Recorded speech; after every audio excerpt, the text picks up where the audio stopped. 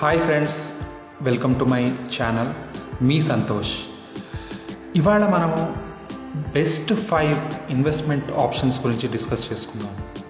So investment అనేది ప్రతి ఒక్కళ్ళకు చాలా ఇంపార్టెంట్ అయిన విషయం.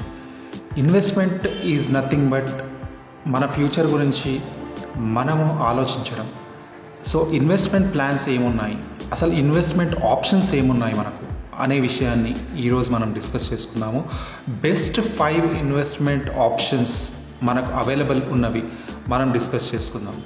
సో ఫస్ట్ ఇన్వెస్ట్మెంట్ ఆప్షన్ వచ్చేసి మనందరికీ తెలిసిన విషయమే ఫిక్స్డ్ డిపాజిట్స్. ఫిక్స్డ్ డిపాజిట్స్ అనేవి చాలా సేఫెస్ట్ ఇన్వెస్ట్మెంట్స్ అని చెప్పుకోవచ్చు. ఎందుకంటే దీంట్లో ఎలాంటి రిస్క్ ఉండదు. ఎందుకంటే మన దగ్గరలో ఉన్న బ్యాంక్స్లలో మనం ఇన్వెస్ట్ చేసుకోవచ్చు. ఈ ఇన్వెస్ట్మెంట్ మనకు తోచినంత అమౌంట్ని మనం ఇన్వెస్ట్ చేసుకోవచ్చు. ఫర్ ఎగ్జాంపుల్, మన దగ్గర ఒక 5,000 ఉన్నాయి, 10,000 ఉన్నాయి. సో ఎనీ అమౌంట్ డిపాజిట్ చేసుకోవచ్చు. ఈ డిపాజిట్ని కూడా మనము మనకి ఇష్టమైనంత పీరియడ్కి మనం డిపాజిట్ చేయొచ్చు.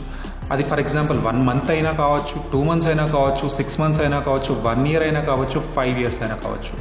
So depending upon the period of the tenure మనకు ఇంట్రెస్ట్ రేట్ అనేది బ్యాంక్ ఫిక్స్ చేస్తుంది.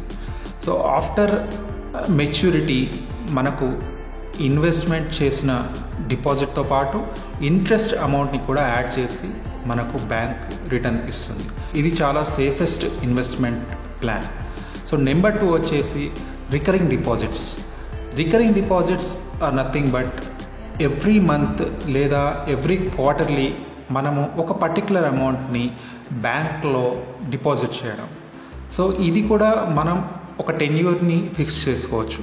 ఫర్ ఎగ్జాంపుల్ 1 ఇయర్కి మనం టెన్యూర్ని ఫిక్స్ చేసుకుంటే మంత్లీ మనం మనకు తోచినంత అమౌంట్ని ఆ రికరింగ్ డిపాజిట్లో మనం పే చేయాల్సిన అవసరం ఉంటుంది. సో ఆ అమౌంట్ని bank after 1 year with interest మనకు పే చేస్తుంది. ఫర్ ఎగ్జాంపుల్, మనకు ఒక పర్టికులర్ బ్యాంక్లో శాలరీ వస్తుంది. ఆ శాలరీ అమౌంట్ నుంచి ఎవ్రీ మంత్ 10,000ని మనము రికరింగ్ డిపాజిట్స్కి ట్రాన్స్ఫర్ చేయమని బ్యాంక్కి స్టాండింగ్ ఇన్స్ట్రక్షన్స్ ఇవ్వచ్చు.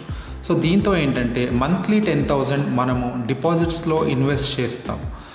దాని తర్వాత ఒక 1 ఇయర్ తర్వాత మనకు టోటల్ అమౌంట్ విత్ ఇంట్రెస్ట్ మన క్యాల్కులేట్ చేసి బ్యాంక్ రిటర్న్ చేస్తుంది. థర్డ్ ఆప్షన్ ఆఫ్ ఇన్వెస్ట్మెంట్ ఇదేంటంటే గోల్డ్ ఇన్వెస్ట్మెంట్. గోల్డ్ ఇన్వెస్ట్మెంట్ అంటే ఏంటి? మనము ఎవ్రీ మంత్ మనకొచ్చిన ఇన్కమ్ నుంచి కొంత అమౌంట్ని మనం గోల్డ్లో ఇన్వెస్ట్ చేయడం. దీన్ని 2 టైప్స్గా మనం ఇన్వెస్ట్ చేయొచ్చు. ఒకటి, డైరెక్ట్గా ఎవ్రీ మంత్ మనం కొంత అమౌంట్తో గోల్డ్ని పర్చేస్ చేయడం. ఫర్ ఎగ్జాంపుల్, ఇప్పుడు గోల్డ్ ప్రోగ్రామ్ 6,000 ప్లస్ ఉంది. ఆ 6,000 అమౌంట్తో మనం ఎవ్రీ మంత్ 1 గ్రామ్ గోల్డ్ని మనం పర్చేస్ చేస్తే ఆఫ్టర్ 12 మంత్స్ 1 ఇయర్ మనకు ఏంటి, ఒక 12 గ్రామ్స్ ఆఫ్ గోల్డ్ మనం సేవ్ చేసుకున్న వాళ్ళం అవుతాం. So it's nothing but around 65,000ని మనం సేవ్ చేసుకున్న వాళ్ళం అవుతాం. ఈ గోల్డ్ని మనం సేఫ్గా పెట్టుకుంటే మనకు అవసరం వచ్చినప్పుడు ఈ గోల్డ్ని మనం లిక్విడేట్ చేసుకోవచ్చు. గోల్డ్ని డైరెక్ట్గా పర్చేస్ చేస్తే రిస్క్ అనుకునే వాళ్ళు గోల్డ్ బాండ్స్లో కూడా ఇన్వెస్ట్ చేసుకోవచ్చు. గోల్డ్ బాండ్స్లో డైరెక్ట్ గోల్డ్ మనకు ఏమి ఉండదు, ఓన్లీ ఆన్ పేపర్ మనం గోల్డ్ని పర్చేస్ చేస్తాం. గోల్డ్ బాండ్ని కూడా మనం ఫ్యూచర్లో లిక్విడేట్ చేసుకొని మన అవసరాలకు మనం వాడుకోవచ్చు.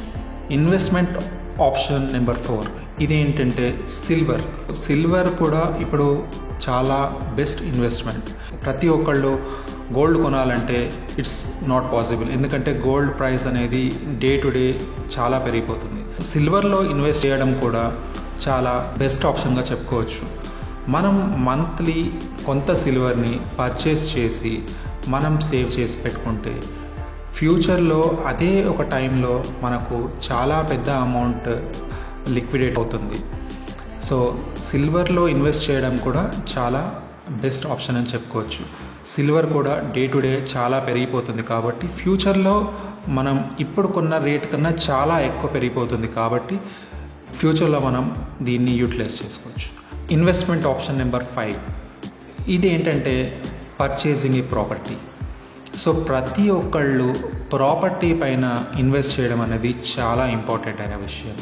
ప్రపంచంలో ప్రతి ధనవంతుడు రిచ్ అయ్యింది ప్రాపర్టీ పైన ఇన్వెస్ట్మెంట్ చేసిన తర్వాతే. కాబట్టి ప్రాపర్టీ పైన ఇన్వెస్ట్ చేయడం అనేది చాలా బెస్ట్ ఆప్షన్. ఎందుకంటే డే టు డే లైఫ్లో మనము ప్రతి ఒక్కళ్ళము ప్రాపర్టీ పైన డిపెండ్ అవుతాం. కాబట్టి ఇప్పుడు మనం కొన్న ప్రాపర్టీ ఫ్యూచర్లో లెట్స్ సే 5 years తర్వాత 10 years తర్వాత ప్రాపర్టీ వాల్యూ అనేది చాలా పెరిగిపోతుంది. సో చిన్న అమౌంట్తో మనకున్న బడ్జెట్లోనే మనకు నచ్చిన ఏరియాలో లేదా కొంత సిటీ అవుట్స్కట్స్లో ఎక్కడైతే మన రేంజ్లో ప్రాపర్టీ అవైలబుల్ ఉందో, అది ప్లాట్ అవ్వనివ్వండి, ఫ్లాట్ అవ్వనివ్వండి, ఇండిపెండెంట్ హౌస్ అవ్వనివ్వండి, ఏదైనా కానివ్వండి, కొంత డౌన్ పేమెంట్ అమౌంట్ని మనం సేవ్ చేసుకొని లెట్స్ సే ఒక 10%, ఒక 20% అమౌంట్ని మనం సేవ్ చేసుకొని ఆ అమౌంట్ని మనం డౌన్ పేమెంట్గా పే చేసి మిగతాది లోన్ తీసుకొని మనం ఒక ప్రాపర్టీని పర్చేస్ చేస్తే ఫ్యూచర్లో అది మనకు ఒక బెస్ట్ ఇన్వెస్ట్మెంట్గా మనకు నిలిచిపోతుంది.